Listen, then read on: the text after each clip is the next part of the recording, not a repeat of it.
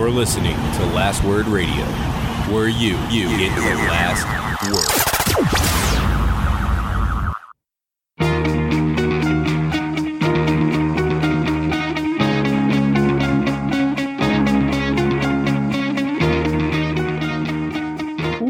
Welcome to the Fourth Line Podcast, part of the Alberta Podcast Network, powered by ATB. This is March the 11th, 2019. With you today is myself, Carl, and the sometimes suspended Nick. I personally am not suspended, but I feel like I am. How so? There's just a lot of suspensions this week. It feels like at least one is coming down for us anytime soon. It could happen any day. It could happen any day. I mean, we are fourth liners, and We are, yeah. it's usually the fourth liners who end up having to pay the fines and ride the pine. It's true. This is also the start of a new era. Carl and Nick alone on the show, which if you had told, 2001 Nick, first off, try to explain to him what a podcast was. And then after you did that, explain to him that you would be hosting a podcast with a Colorado Avalanche fan. What would 2001 Nick have said to you? Oh, he probably wouldn't have talked to me. He probably would have knocked me over, and as I was turtling, he would have dragged me over to the bench where my friends and family were sitting and punched me and showed me the blood I was bleeding. That's probably accurate, yeah. We've come a long way. All that to say, I do look forward to you finally actually repaying the bet that you've lost yet again. The Avalanche 2-0 versus the Red Wings this season, which means it's looking like the last week of March we will be recording, the two of us now, watching the Avalanche championship video. And, we might even make it a live event. So we'll be able, if you want to tune in live, we'll be able to do that. But that's going to be heading up on the YouTube. It's going to be everywhere. It's going to be a good time. So if you want to tune in and watch me live the worst hour of my life. I think it's only 45 minutes. Yeah, but it's 45 minutes about how the Avalanche won the Stanley Cup in 1996. Like, for Red Wings fans, it's pretty bad. Yeah, it's gonna be a rough one. I'm very much looking forward to that.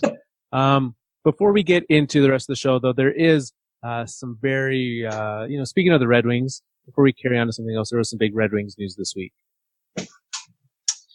Yeah. Are you talking about the Ted Lindsay thing? I am, yeah. Yeah. So Ted Lindsay passed away, 92 years old, last week. It feels like it's been forever since we recorded the last episode. And in those 7 or 8 days since we did, a lot of people have told a lot of great stories about Ted Lindsay, and I don't think we need to rehash it all again, but I did want to just acknowledge the Red Wings, not just the Red Wings great, but I think the NHL great. He did so much great for the game, and he did so much great for humanity and the players that I just thought it's probably worth acknowledging. Certainly, yeah. He was an incredibly influential part of the NHL back then and throughout a lot of his life. So a big piece is missing. Yeah, I mean, he continues to be a big piece of it, right? They just recently changed the trophy, the NHLPA trophy. So and you see, through the tributes across the league with his number on the boards and all the moments of silence, how much he really meant to the game. Exactly, yeah. The fact that every team had that, it wasn't just in Detroit. It was a big thing around the league. So he will be missed, and certainly a big part of NHL history. We have a ton to get to outside of that. We will be going through, obviously we'll be hitting the Elimination Station. We've got some updates with that. We will be talking about the aforementioned suspensions. We'll be talking about some collusion today. Before we get into any of that, the fine folks at ATB are proud sponsors of the Alberta Podcast Network and also supporting the community that you live in. So if you live in Alberta, ATB is a huge part of that. They support initiatives like the Alberta Podcast Network. They support sports initiatives. They support community initiatives and funds like that. I think a bank that I want to use and partner with, I think of ATB, because they are one that I know that they're going to put that money back into the community and be a part of that going forward. So I certainly support that. If you head to atb.com, you can find out more of how they are involved and also how you can switch and use ATB. Speaking of money, there was some talk on the Twitter this week. Mitch Marner, obviously, very, very good player. He hit 80 points this week. That's a lot of points, Nick. That is a lot of points.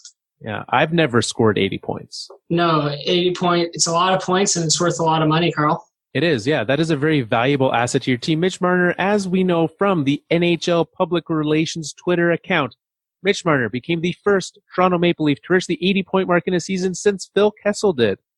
We know how much everyone loves Phil Kessel. He also became the 8th player in Leafs history to hit 80 points in less than 66 games, or 66 and less. And the list of people he is with here, remarkable. Darryl Sittler, Doug Gilmour, Dave Andrechuk, Lanny McDonald, Wilf Paymon, Frank Mahovlich, Rick Vive, and Mitchell James Marner. It's a fancy list. Is his middle name actually James? Probably not. It's probably something okay. Worse than that. I wasn't sure if you made that up or not. Yeah, that was... He's very confident, though. If you say it with confidence, people believe it. True enough. But yes, that's a very nice list to be a part. Very nice list. So certainly people, that they posted that on the Twitters, and everyone was sure. According to Wikipedia, Mitch Marner doesn't have a middle name, so I don't know. That he might just be Mitch Marner. Nonetheless, Mitch Marner. His middle name's Mitch. His middle name, his first name's Mitchell. He goes by Mitch, which is his middle name. Yeah. He makes up for the fact, I believe he had to donate one of his middle names to William Nylander. I think that's how that worked. Oh, was that part of those contract negotiations? I think so, yeah. Because Nylander was like, look, I've only have 8 names right now. I want a 9th. I need Mitch's other one. So, that was part of the deal. Well, maybe he can now change his middle name to 80 points. He could, yeah. Or one of those other guys. Maybe he could change it to Wilf. Yeah. You just trade. Marner. It sounds like a win. But everyone was, that tweet that the NHL PR sent out, 20 replies. Not a lot, but, 762 retweets, 4,000 plus likes. Only one of those replies matters, though. Which one, Carl? Only one of those. It comes from Mr. Brad Marchand, and this is an individual that I think our opinions of are well known on this show, how we feel about Brad Marchand. He said, I can't wait to see this kid's new deal. 12 million average value? It better be #Marner watch. How awesome is that? There are a lot of things I dislike about Brad Marchand. Like a lot. His blatant collusion, just out in the open, doing everything he can to stir the pot. Well done, Brad. We need more just evil villains like this in the league. Just stirring it up. Stirring the pot. Yeah. And so obviously, there's no, I guess you could be suspended for something that you do, on Twitter, but certainly nothing in the rules that states this, but the Bruins not in the market for Brad Marchand I guess they are in the market for Brad Marchand, not in the market for Mitch Marner. No. But he's just putting it out there, right? He wants, it's better for him. The more that the Leafs pay him, the more that anyone pays him, the more that he's worth, the more that other players are worth, and the less cap space that other teams have. It is a magical thing. All the things that Brad Marchand managed to do. Well, the other thing that I love about this, Carl, is that as teams kind of settle into their place in the standings, it's becoming more and more clear that it's going to be Toronto versus Boston in round 1. And Marchand is just, I think he's trying to get at the Leafs and get into their heads however he can. And he's starting now. He's very good at that. He's so good at it. He does it on the ice all the time. This is next level. Like, he didn't have to lick anyone. Like, his mouth didn't have to touch anything. It was all fingers this time. Only fingers. So, Brad Marchand, very, very good. And the way that, again, I don't like to give the Bruins more credit than they deserve, but just the way that the team as a whole, Torrey Krug replying to it with the angry elf pills prescription for Marchand was quite nice. And I like to know that even his own team refers to him as an angry elf. It's a nice treat. Yeah, and these guys are flying high right now. They're just coming off a 19-game point streak, and you look down Brad Marchand's Twitter feed, and he's interacting with all these guys, and he's poking fun at Chara. This whole team is just on cloud 9 right now. They're having a blast. They're winning, and they're trying to get inside their opponents' heads on the internet. Yeah, whatever it takes. They managed to pull it off. Like, if he's putting that out publicly, what do you think the DMs are? Do you think he's sliding into Mitch's DMs? Oh, probably. Yeah. I hope so. I don't want to know what his DMs are. No, neither do I. Yeah, that's something that I'll leave out there. But I kind of do. So certainly there is a lot, and even up until earlier this afternoon, Marchand was tweeting at other folks. So, John Cooper, right? Tampa, Toronto, big game tonight. The high sticking game of the day, in fact. Yeah, playoff team versus non-playoff team.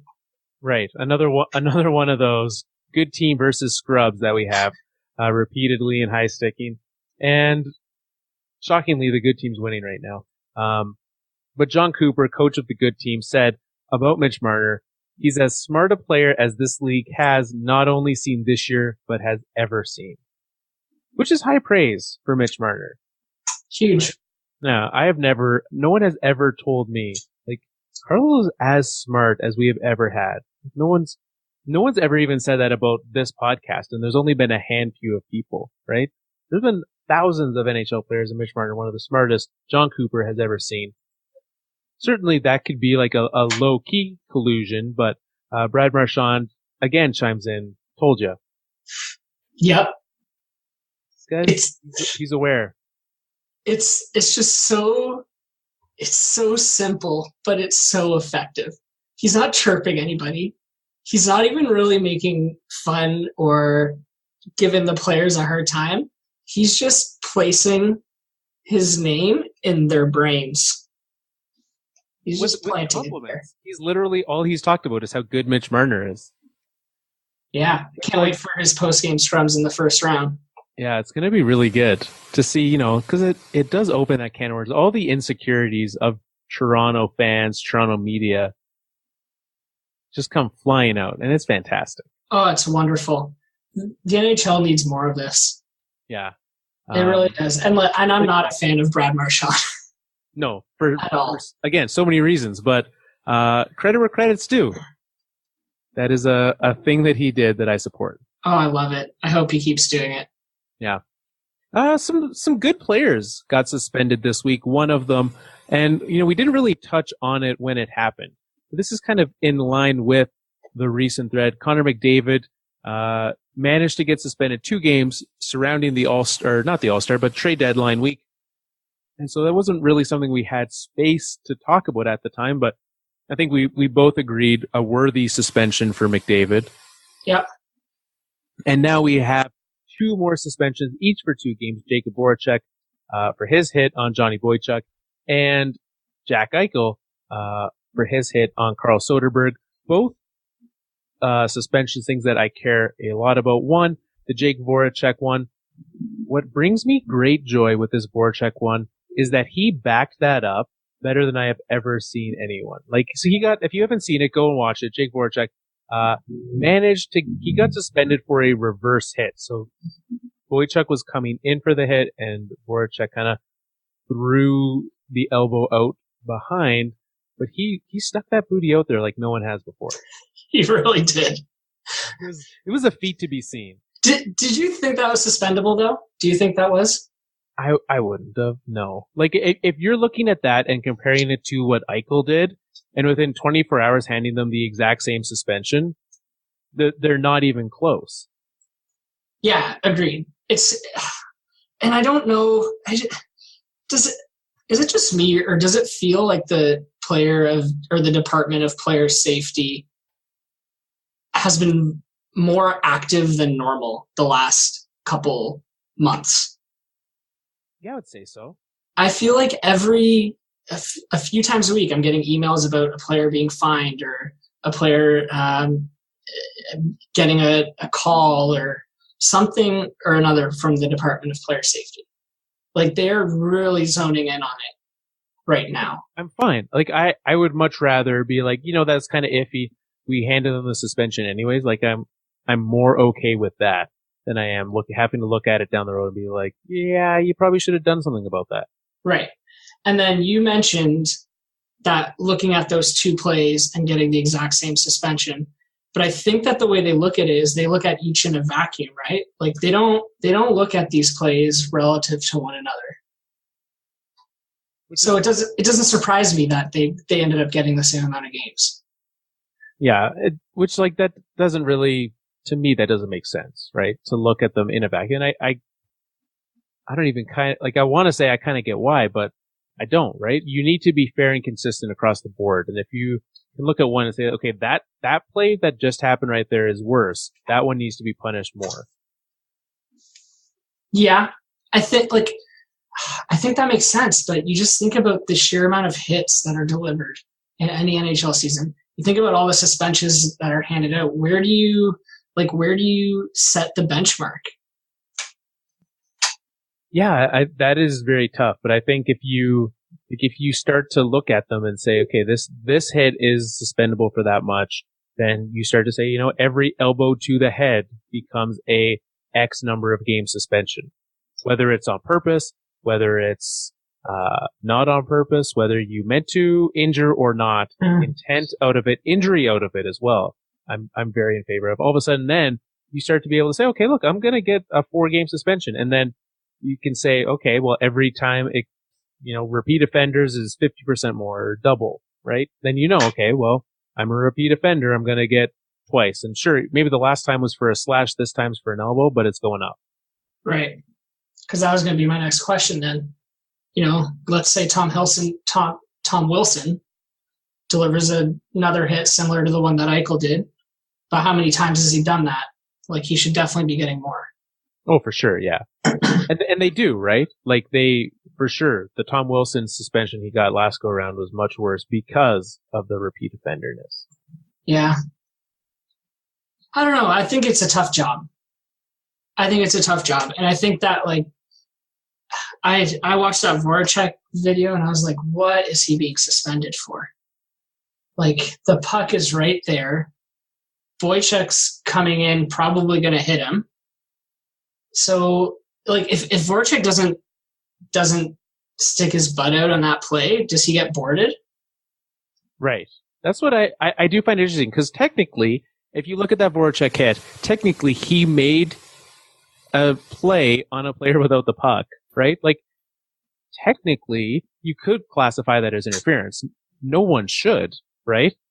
Like, if you should have every right to defend yourself against an oncoming hit. But the puck was right there. Like, I think the puck was part of the play. It was, yeah. He had the puck, right? Like, it was a battle for the puck. It was starting. I don't see anything in there that tells me that he shouldn't have been able to do what he did.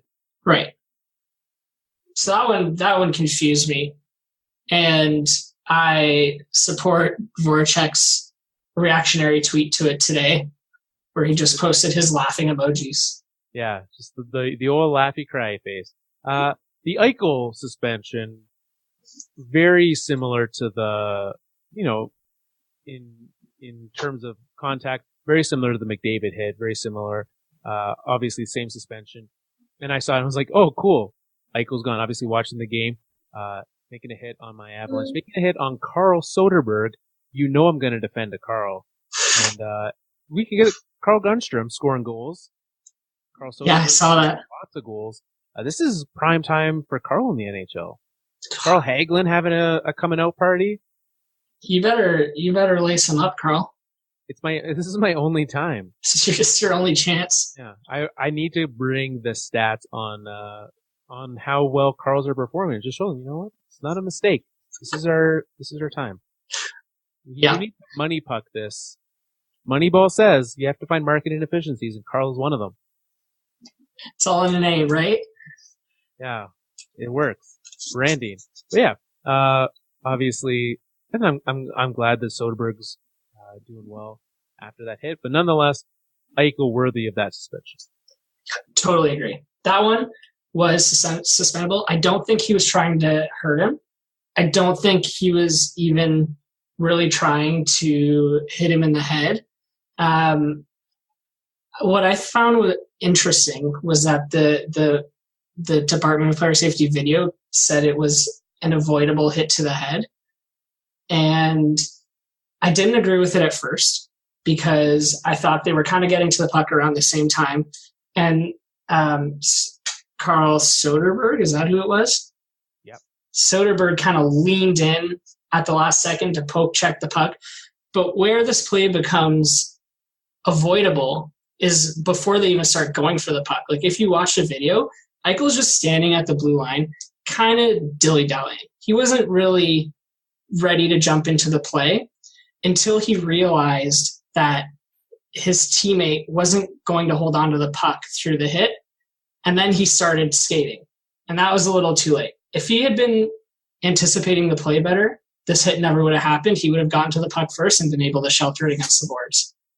Yeah. Well, and this was also a play that was part of a shockingly aggressive game between the Avalanche and the Sabres earlier in the game. And this is something that I actually was surprised. No, it didn't involve contact to the head, but Nikita Zadorov clocking in at a healthy, I believe, 6'7", coming up against Jack Eichel coming down the boards, and he kind of laid a shoulder into him, but then got his arm wrapped around Eichel's face. And then as this happened, he kind of didn't avoid lifting his hand up Eichel's face and ripping his helmet off. And so that kind of is what started this whole thing, is Zadorov with that incident with Eichel. So I'm not surprised to see Eichel getting a little more physical than he needed to as that game went. Just because of that incident he was in earlier and the fact that kind of carried through the game. But that's not an excuse either. He also does kind of strike me as someone who would lash out as frustration grew throughout a game. Yep. Yeah, if your team's losing, your team's going through a rough time, someone gives you a palm to the face, you're going to take that out on someone in due time. Yeah, the same way he takes it out on his coaches in the offseason. Yeah, the same way that he fires his coaches as a general manager. So yeah. Which, to be fair, I think if we're looking at Phil Housley's body of work this season, it's not the least surprising thing when he's replaced. Yeah, no, I don't think so. You know, maybe if he had to save that 10-game win streak for the end of the season, he could have saved his job, but he did that at the beginning, and everyone forgets it. Maybe Jack Eichel's been listening to our podcast, Carl, and he wants to be the league's next player coach.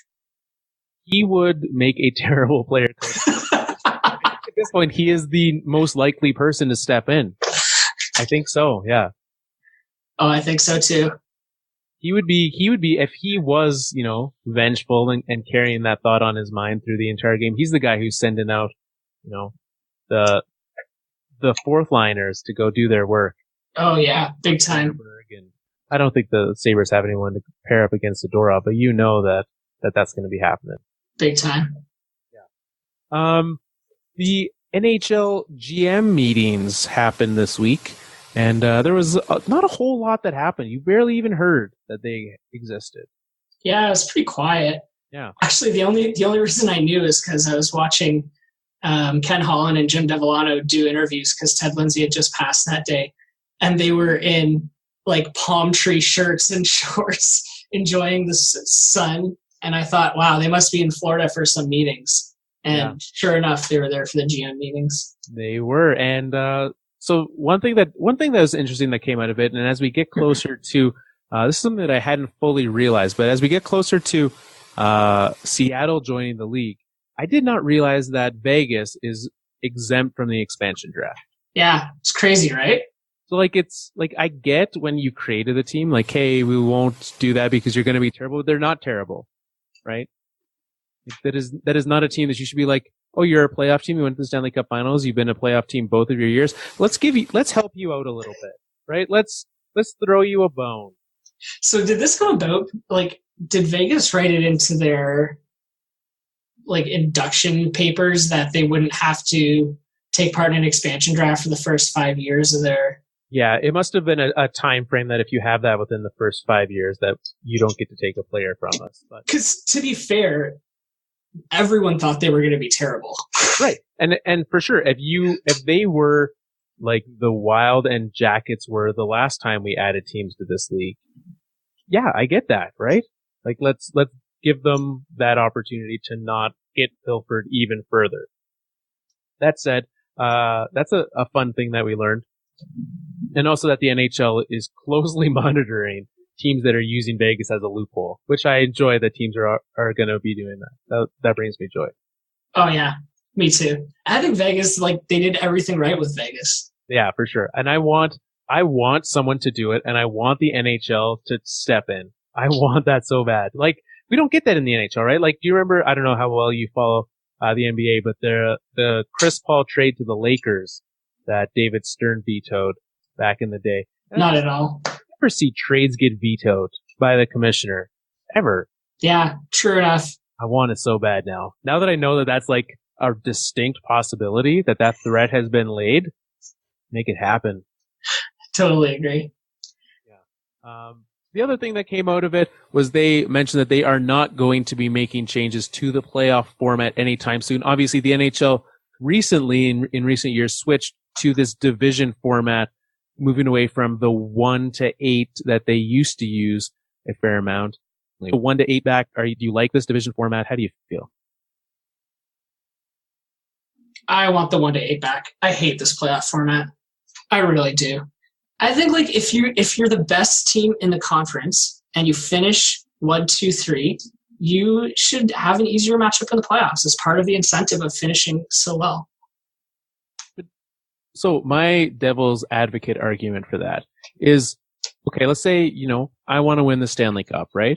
If you are genuinely the best team in the league, it should not matter who you have to face in the playoffs, right? If you are going to prove that I am the best team in the entire NHL and you're Boston and you have to face Toronto or you get to face Carolina in the first round, it shouldn't matter, right? You're going to have to go through those teams eventually anyways, whether it's in the first round, in the second round. Right. It's going to happen. So you're still getting the matchups. You're just heightening the drama by raising the stakes later on in the playoffs. But I see my thought along this line is that you have good first round matchups. Now, Toronto Boston going to be a great first round. Whereas like as it stands right now, sure, we're still going to get the same Tampa Columbus that we would have otherwise. But like we'll get Washington Carolina. That's a fine matchup. Then we get the Islanders and Pittsburgh. That's a better matchup than Pittsburgh Toronto. Certainly Toronto media and Canadian media would love to have Crosby versus the Leafs in the playoffs. They've been salivating for that for years. Oh yeah, big time. But, I look at that, or you flip over to the West and, the Flames are currently at the top there. Flames Wild, sure, that's still going to happen. Jets Stars is the current slot there. That's fine. But like, you're going to have some good middle round matchups that I'm fine with that. Like I just think you have to have them. If you're going to prove that you're the best team, I don't really care. I like the fact that it makes division games count more. I think that I don't agree with you, Carl, because I think we're still going to get those matchups in the second and third rounds, and they'll be even more exciting, and the teams will be even more beat up about it or around it. I don't know. I think the one thing this does great for the league is that it makes people want to watch the first round. Like a Toronto-Boston series will get a lot more viewers as a first round series than what was the other one that Boston, you said? Carolina. Boston, Carolina. Right? Yeah, for sure. Like, I think that's good for the league. I don't know. I just think that if you finish top of the conference, you should be rewarded a teensy little bit in the first round. Yeah, and like I in general support that idea as well, but I think, if you wanted to be that good, win the division, right? It's like in other sports, right? The NFL, you want to win, you win the conference, you get a bye. You want to play a wild card team, win the division. Be better than Tampa, Boston. If you don't want to have to play Toronto in the first round, you want a Carolina, go win the division. Be better. You think you win 19 games in a row and you're all of a sudden the hottest thing in town? You can start making fun of Mitch Marner and his contract. Go win the division. Go be good. Yeah. I mean, you're right. It should incentivize teams throughout the season to work harder and finish better. Look, either way, you're in the playoffs. No matter what the seeding is, the playoffs is a whole other game. All it takes is a couple wins, unlikely wins, and you can get through. I mean, look at the Ottawa Senators 2 or 3 years ago. They went right to the conference finals, Game 7, overtime. They were a goal away from the Stanley Cup Finals. This is a team that probably shouldn't have made it out of the second round. Like the Ottawa Senators were so good in the playoffs. They lucked their way and had, it wasn't all luck. They had some skill. They had some timely play from certain players. They did so well that they literally tanked their franchise based on it. Yeah. God, the fallout from that is just unbelievable. It's a magical thing. So that's what happens. Be careful of a surprise run in the playoffs. Your general manager might believe it. Yeah. But my point is anything can happen in the playoffs. It's true. The average, because even on a bad night, the average statistical win percentage is 60%, right? When you're playing, if you're playing Ottawa. When Tampa's playing in Ottawa, it's probably about in the 60 range for come a playoff team, playoff, be playoff. You're down to 54, 55% at best, right? Yeah. It's tight percentages and it can definitely go either way. So, and you know what? While I do agree, and I enjoy this current one, I do think that if you were to have this other one and all of a sudden you're like, well, I'm not going to watch Carolina, Boston, then people would also find something to complain about. So there's that. Oh yeah, we'll always have something to complain about. But I mean, if we didn't, then we wouldn't be on the internet talking about it every week. Right. We need something to get angry about every week. Yeah. That's what happens. I mean, the other thing too is the league is so talent is so evenly spread out in the league today. Other than Tampa versus everybody else, it's pretty, there's the matchups I think end up being pretty tight. So for sure. Yeah. When you look, and especially when you're seeing how much these standings are fluctuating, obviously the wild cards are starting to settle down a little bit. Things happen like a certain team in the Western Conference loses their captain for the rest of the season, right? When a goaltender of a team in the playoffs hits them against the boards, that's a thing that could happen and it could really hurt you. And it sounds like most of the fans are totally not upset about that anymore, so that's fine. But not all of them, right, Carl? No, not all of them. But let's take our frustrations out on something else, Nick. The Elimination Station seems like a good place for that. Yes. So I don't know, does it? Who are you thinking? All right, let's do the thing first, and then we'll decide. You have been eliminated.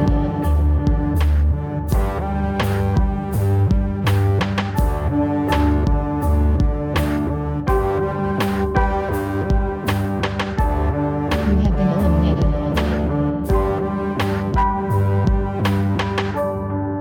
Elimination Station. So we had a little confusion last week.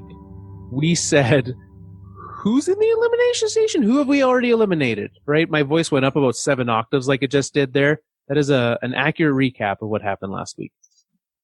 Luckily, shout out to Mr. Nick Hankins.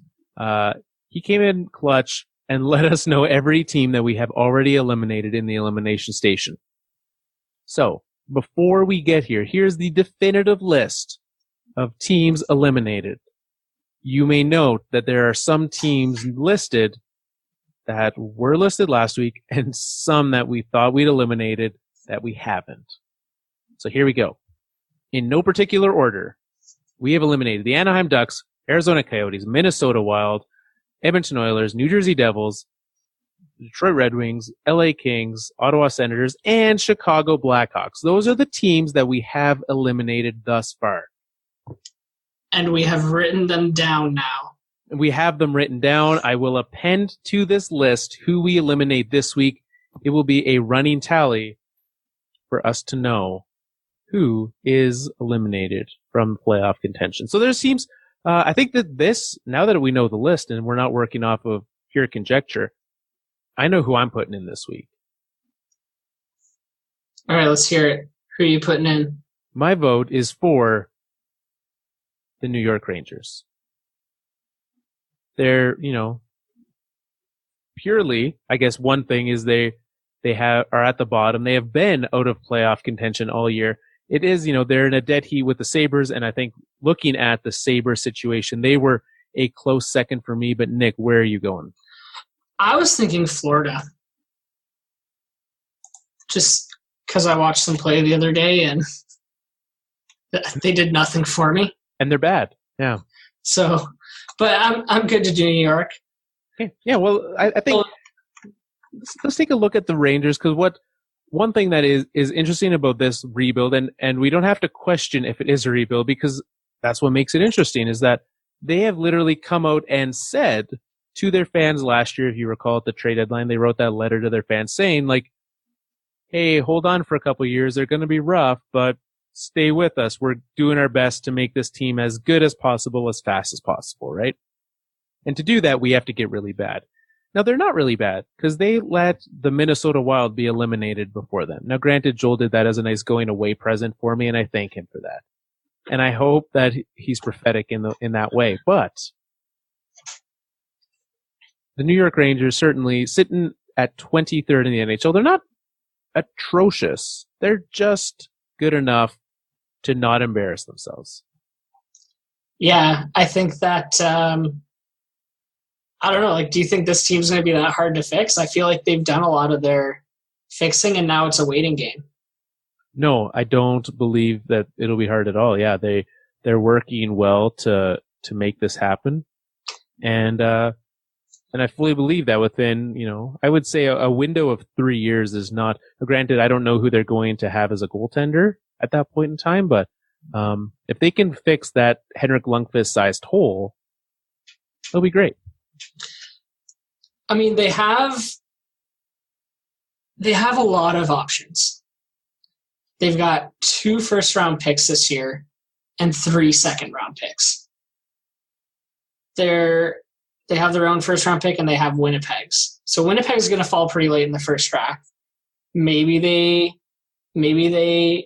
take a risk on someone like Spencer Knight, who's supposed to be an amazing goaltender, and he's supposed to go late in the first draft. So maybe there's a fix for your Lundqvist situation. If not, then I think you pick one in the second round. Which, and like, first-round goaltenders are so hit or miss. I'm fine, even take 2 goalies with my second-round picks, right? Like, you have a lot, you have that flexibility. We've seen Alexander Georgiev has been a substantial part of why that team hasn't been as embarrassing as they should be this year. Right? He has played shockingly well. Yeah, so maybe they have their answer.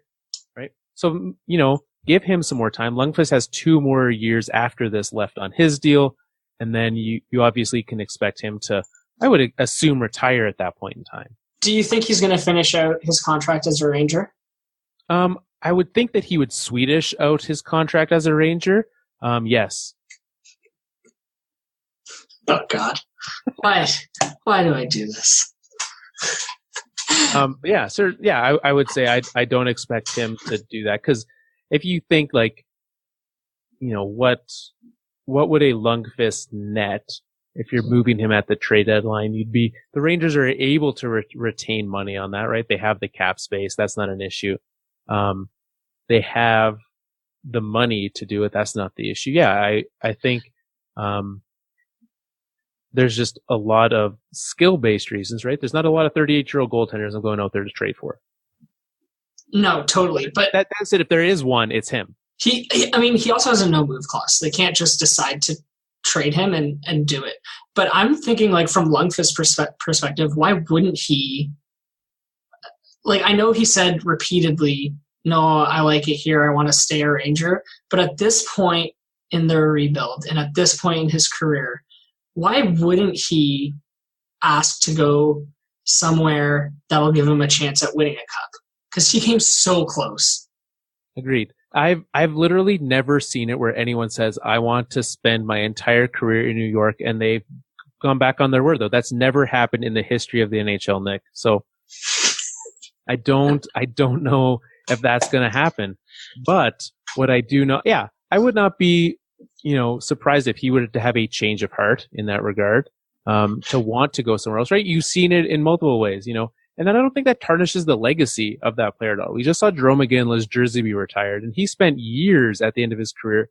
He had the year in Boston. He signed a 3-year contract. Somehow the Avalanche decided to hand him one of those. And then he finally retired at the end, right? So, he came back and no one cared. No one was like, Jarome, you left. They were aware of that situation. I saw some angry Leafs fans, as they do, about when Sundin left and ended his career with the Canucks. But you don't really think of that. When you think back on their career and their legacy, no one would bemoan Lundqvist. Now, if he personally wants that, I also don't look down on him at all. Yeah, no, and I think especially New Yorkers understand what he's given to that team and that city, and they probably want, if he wants a cup, then they support him in going to do that. Anyway, it's something I've been keeping an eye on, because I think that, in the next 2 years of his contract, when maybe it's time to hand over the reins to someone else to be the starter, he may want to go and back someone else up in the playoffs to take a shot at the cup. Yeah, that's definitely something that I would not be surprised to see him do, and it would be interesting to see what he could do on a good team. Looking at the rest of this team, obviously there's the rampant rumors of their interest in Artemi Panarin come the off season, which to me, I look at that as like, I don't know, tell me if this is an apt comparison, but you saw the Leafs make the move for Phil Kessel during their rebuild, and it kind of pushed them forward. And I know some people said too soon, right? Do you think that is an accurate comparison, or do you think this is a good signing for them? I think that would be an excellent signing for them. I don't think it's too soon. I think every rebuild's kind of different, and the Leafs had kind of a perfect storm of stuff that happened, but I think the Rangers are trending in the right direction. Yeah, I look at this team. The only thing, they are very shallow down the middle, right? And Artemi Panarin cannot play center. And so when I think of their needs, I think of that. And certainly they have forwards that can do a lot. I know that they are very excited about what they've seen from Brendan Lemieux since he's come over in the same trade that got them the first round pick from Winnipeg. And some good prospects coming up behind, right? They have drafted high the last few years. And so they have that possibility as well. Yeah, and I think that if you think you have a real shot at signing Artemi Panarin, then that makes your first round draft pick very easy. The best center available is probably who you take. Yeah, and there's always a slew of best center available teams, right? That's a strategy. I know the Avalanche have taken that for many years. Yeah, and then if you do sign Panarin, depending on where they land in the draft lottery, and the center that you want to take, that gives you flexibility then with your first round pick too, to maybe move back a couple spots. Yeah, certainly gives you that flexibility for sure. Or, to move that, if you win the lottery with their own pick, it really gives you that flexibility with the other 4 picks that they have in those first 2 rounds. Yeah, for sure. But of the teams we have put in the eliminations thus far, the Rangers, I feel most ready to succeed into the future, right? Yeah. Like their lack of, sure, like they have the Shattenkirk deal, maybe a little bit regrettable. They've got, they're still going to be paying Dan Girardi for 4 more seasons, which is a fun prospect. But outside of that, like there's not a lot that I look at this team and I'm like, that's a bad long-term deal. That's a bad long-term deal. All these contracts that maybe, they're paying Mark Stahl 5.7 for 2 more years. You can afford that when you've got a young team. So yeah, for sure. And I think that like even the Girardi, like they're paying him $1 million or something. It's with how much the cap's going to go up the next few years, it's going to be nothing. Exactly. Yeah. It's 3.6. Sorry. It's 3.6 for this year, and then $1 yeah. million for the rest of it. So yeah, that's not too bad. They'll be fine. Like cap wise, they're in a great situation. Yeah, they have lots of flexibility to be able to do something like bring in a Panarin, right? Where that wouldn't be an issue for them. Even they've got Buchnevich that they have to sign this off season. But outside of that, there won't be any big money deals signed for this team. So no, who's their captain? Do they even have a captain? They do not have a captain. No, they've got a bunch of assistants. So, I would think that you would hand it to, depending on how long he'll be around. Mika Zibanejad seems like he'd be a pretty good captain for that team. Does seem like it. Especially with, the Swedish connection with him and Henrik. Or just make Henrik the captain. Who cares? You're a bottom team. It's not like when the Canucks did it and it actually mattered. Purely out of symbolism, do it. I think it's dumb that a goalie can't be the captain. Well, who cares? It doesn't mean anything anyways. No. The goalie, I guess, like, the issue is who's going to have the conversations with the officials, right? Why can't the goalie? It's between the play anyways. Right. I would love to see the goalie having to skate out to center ice to talk to the penalty box. Yeah. He's probably got a better view of the game anyways, than any of them. Yeah. Yeah, I wasn't doing anything other than the ice. I was just watching the play. I saw that you messed it up. Yeah, we all saw it. Exactly. Yeah, 100%. I think they should be the captain. I support this decision. Well, there you go. Welcome to the Elimination Station, New York. I expect them to be there next year. What do you think their window is for returning to the playoffs? 2 to 3 years. Yeah, I could see that. And in that division, there's a lot of like questionable up and down teams. And so, I don't really look at it and say there's a big expanse of like, that's a dangerous team for a long time. Right? Yeah. I think, they're almost there. They need a few guys to pan out. Like they do need to get lucky in a few areas, but I mean, I think they've set themselves up to be lucky. So. Yeah, I think the easiest thing that could pan out is a Panarin would really help them. So yeah, for sure. There we go. The New York Rangers, welcome. Now, we'll save. We still have to. One of these days, we will eliminate a second team. But I think at this point in time, should we head to pick the Pavel Bures? What time is it? Probably. How long have we been talking for? It's been a good while. I think ever since you went, you got your nuggets. You ate your nuggets, and then we started the show. That's right. So we should probably do the Pavel Bures. All right, let's do this. This is one thing that I have realized. Normally, our old recording software told me how long we've been going for. Yeah. This one doesn't. I'm going in blind. I'm like, we tried this at 5:30. I don't know when we've been going since. So it'll be a surprise for all of us when we stop and I grab the file. So. Some weeks will be 45 minutes. Some weeks will be an hour and a half. You never know. Who knows?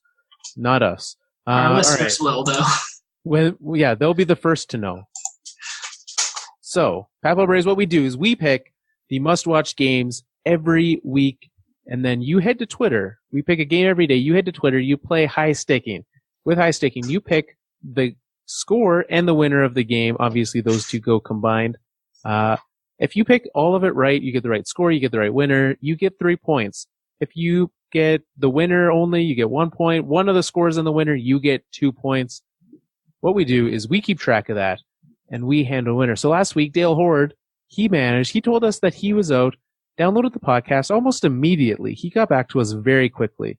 I guess we recorded on a Saturday, Turns out it was a snowy day in Ontario last Saturday. I don't know if you can recall all the way back like a week and a half ago. Not where I was. Okay, well, wherever Dale was, maybe beautiful day where I was. Maybe he's not coming to us from Ontario. Maybe I'm incorrect on that. But he was out snow blowing. He was blowing the snow, and apparently he was so surprised to hear his name because he'd only gotten one game correct, but he picked it all 3 points. He got 3 points for it. He was so surprised that he almost drove his snowblower into the ditch. So, safety first. When we announce it, if you're driving, maybe pull over. If you're anxiously awaiting, do not crash your snowblower, though. Please don't crash. Safety I first. understand this can be very, very exciting and high stakes. I know, right? High sticking, high stakes. It all makes sense. However, safety first. So when we pick these and you win, which we've started the conversations. I ordered a new batch of stickers this week. So that we send those out whenever someone gets. But we've started the conversation. I am very excited for some of the stuff we're talking about getting.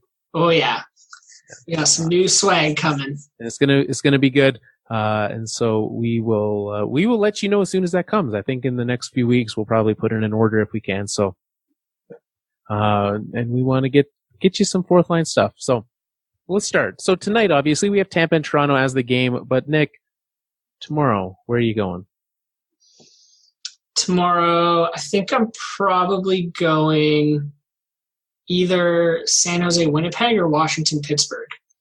Washington, Pittsburgh. Yeah. Is a pretty tantalizing little option there. It's also on a lot of channels. It is going to be on every channel imaginable. It's even going to be on Sportsnet. So Canada's going to be able to watch that one. But that's my go-to there. Okay. Done. Wednesday, we put them in the Elimination Station. They're out on the West Coast. We're going with the very weird New York Rangers, Vancouver Canucks game is my thought for Wednesday. Yeah, agreed. That's not a great slate of games. It's not a great slate of games, no. That's a great day to spend it with your family. Thursday, we are going... Oh, there's some more weird combinations. Montreal, New York Islanders. Yeah, that's a team fighting for a playoff spot against a team. The Islanders a little struggling of late, but for today's game, they are presently up 1-0 on the Jackets, a team also fighting with Montreal for that playoff spot. I like that. That'll be a pretty tight game there. Okay. Friday, we have, again, playoff contention, playoff potential. I'm looking at Carolina, Columbus, two teams fighting for that last wild card spot. That is my pick. Agreed. You're nodding aggressively. That's where I would go too. I just think we should avoid the Leafs this whole week. I mean, we had a lot of Leafs last week. It's a lot of Leafs. And there's at least one person I know, and I have called him out for it. But he only picks when it's the Leafs playing. And I told him, like, I enjoy your trolls. And he's like, no, I genuinely think this is what's going to happen. He'll pick like the Leafs losing 7-0. I think tonight he said 8-1 Tampa, which is currently 4-1 Tampa. So he's halfway there.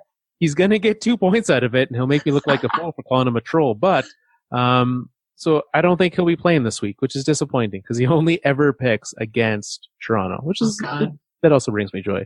It's hilarious. What do we got? Saturday, March 16th. Lots of games on Saturday. We can go.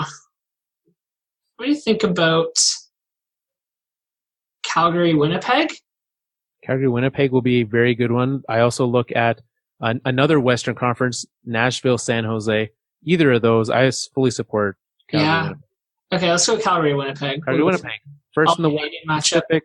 Yeah, first in the Pacific versus first in the Central. We'll see if that's still the case come Saturday. Yeah. That said, Sunday, a cross-division matchup of teams in playoffs. I think we're at that point in the year where we can start to pick those. I'm seeing Islanders Wild. I know the Islanders have already in it this week, but the only other one is Philly, Pittsburgh, and the Flyers are on the cusp of the Elimination Station, and I feel a lot better about the Wild. Yeah, I'm okay with that. I want to see the Islanders win to make Joel's prediction come true. So, yeah, I'm okay with that. We can do that. All right, there we go. So the slate has been said. Do we want a Monday game? I'm looking, and the only one of interest to me is San Jose and the Knights for Monday night. Possible first round matchup. It is currently a first round matchup. So do we want? I'm very okay with that. Yeah, let's do it. Okay, and I believe looking at the schedule the rest of the way, I think we'll probably actually crown a winner. So that Knights Sharks game might be the first one for the next batch of games. I think we should crown a winner next week, because then we'll crown another one at the start of the playoffs and start with a fresh slate there. How do you sound? Love it. I like crowning winners. Yeah, I like, I don't want to just have this giant box of pucks and some coasters and the new stuff. We have to clear out something to bring in the new stuff. I only have so much space in this place, so. Fair enough. Let's do it. All right, let us make that happen. Nick, one thing that I know you are a big fan and supporter of is food, right? You love good food.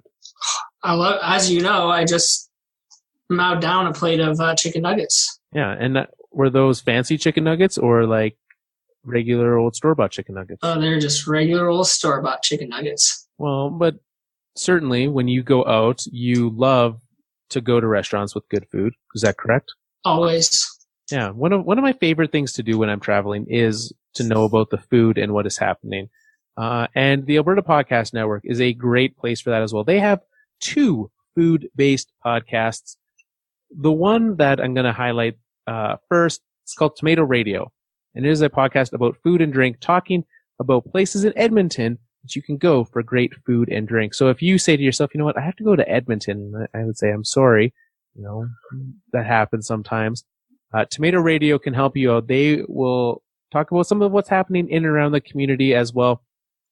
And the other one is the Mess Hall Podcast, a podcast by Avery Cochran, where he actually, a lot of who he talks to is comedians, but he talks to them about food, which I think is a great choice. It's like if we had NHL players on the show, but we only talked to them about tennis. How do you feel about tennis? Exactly like that. It's pretty much exactly the same. Or also food, if we also just talk to them about food. Which I think, now that I talk about that, I want someone to do that, right? Someone who can bring on those guests. Maybe in due time, we'll transition the show to just food talk with NHL players. And then we can be part of this segment. We could, yeah. That would be a great thing. So, Mess Hall Podcast, Tomato Radio, AlbertaPodcastNetwork.com is your place to find shows like that and more. Our Twitter, at Fourth Line Podcast, is where you can play iSticking. You can head to the fourthlinepodcast.com where you can find out. We talked about playoff formats and ways to go about it. Mike Laybourne had some of his thoughts on the website this week. He shared his thoughts on his were much more adventurous than we got. He took a very European twist to it, as he would be being a European. So there was way too much soccer talk. But I really appreciated his thoughts. And he definitely had some good ideas there. Facebook.com/the Fourth Line Podcast. I don't think Instagram. That's the thing we have and we never use. We have an Instagram? Yeah, we have an Instagram. Do you follow us on Instagram? I believe it's at Fourth Line Pod again. Not. Well, here's the thing. You wouldn't know because it's never used. So it's at Fourth Line Podcast on the Instagram as well. I'm going to follow right now. There you go. Nick is gonna follow us on the Instagram. You can do the same thing. And when you do that, you'll find out that we never post. But when we do, you'll be there for it. So yeah, I actually do follow it already. I just wouldn't know. Yeah, you wouldn't. The last post was February 2nd. It's not that long ago. No. What did we post about? You posted Joel's poem to me. Okay, there we go. And the time before that was September 17th. About food. About Joel and I went to go get burritos before we recorded the podcast that day. So a very delicious choice by us. Well, I think you guys should probably both be on Tomato Radio. We probably should, yeah. Is that how Joel makes his triumphant return to podcasting? Talking about food. I don't know. You'll have to ask him. We'll have to, yeah. We know that he won't know, so. Yeah. We'll find out in due time. Anyways, until next week, thank you very much. I don't know how we end the show now, but we're about to find out. Tomato Radio. that was a good one. Ever since you said it, all I can think about is how nice that sounds. Well, we'll pass on the feedback. Tomato Radio.